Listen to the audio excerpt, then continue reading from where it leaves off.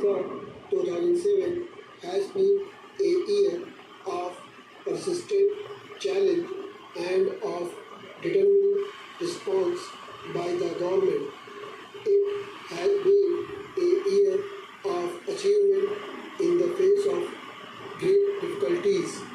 Some difficulties were caused by disruptive forces within the country, some difficulties by disruptive forces inspired from abroad, and some difficulties were caused by the weather.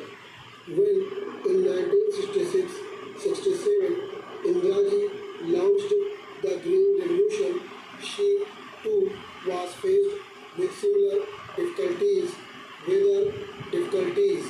It was her farsightedness that has given our economy the strength and resilience with which it has met the present crisis, with which we have been able to meet the present crisis entirely through our efforts and our endeavor. We have not carried the begging bowl to anyone.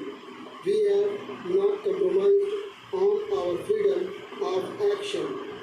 At that time, Indiraji's strategy was opposed by many experts and technicians. It was opposed by certain myopic elements in the opposite benches. Indiraji prevailed because of her faith in the efforts of our Kisans, because of her confidence in the ability of our scientists, because of her trust in the performance of our extension workers. She assured farmers of the required inputs at reasonable prices despite the burden of subsidy on our economy. She gave the farmers remunerative prices as the cardinal principle of the new strategy. She nationalized the banks to give credit at the doorstep of the farmer. She initiated a system of countrywide procurement to stabilize the prices that the farmers would get. Indiraji ensured that her strategy looked to the interests of all sections of our rural community, not just the farmer, but also the small and marginal cultivator, landless laborer, and even the rural artisan. We doubted our output in 2 decades because of her integrated vision of rural India, her sympathy and understanding for each segment of our rural society, because of her assiduous attention to inputs, to costs, and to subsidies. Today, after 4 years of bad monsoon, 2 years of poor rains, followed by 2 years of severe drought, we can hold our heads high and look to the future with confidence, because Indiraji laid the foundations which were sure, sound, and secure. Our drive to maximize the Rabi output is meeting with encouraging success. We hope to limit the shortfall to 10%, but the problem is not entirely over. During this past year, we have done much to mitigate the distress of drought.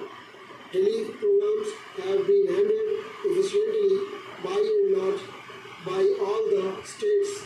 The ceiling of assistance has been put at the high level of rupees 1400 crore, with almost half of it earmarked for Gujarat and Rajasthan, as they were the most severely hit. Surcharges on taxes have been used so that the burden does not fall on the poor, and only the rich have borne this burden.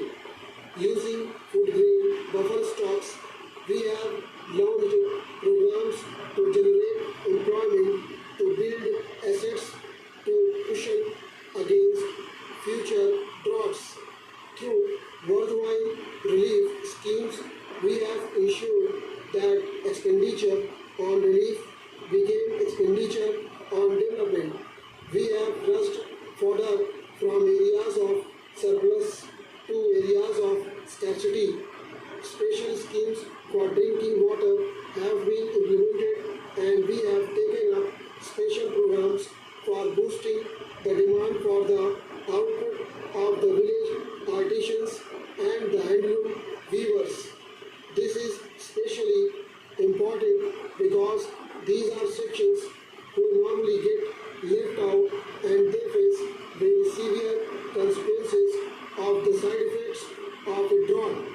The genesis of the Green Revolution was the scientific breakthrough which brought in new hybrid seeds. It was also a complete package of inputs to the irrigated land, leading to self-sufficiency in food grains. We must now ensure that there is no leveling off of our food grains production. The scientific community must be galvanized into providing answers to the next phase of the Green Revolution of taking it to new areas, expanding it to new crops, and making it resilient to the vagaries of the weather. Already, the special rice production program is spreading throughout eastern UP and is changing eastern UP into the new granary of India. Dryland farming has been boosted by the technology mission on oilseeds and by the national project for pulses. The primary cause for our not surpassing the 2003-4 record food grains crop has been the weather, and it would therefore be reasonable to hope for a better monsoon this year. Our objective must remain to regain the momentum of the 10th plan in the 11th plan. We will give a new thrust and a new impetus to agriculture. We have given careful attention to agriculture already. I have held review meetings at various levels, and I have given specific directions to the Planning Commission to revamp the plan for agriculture.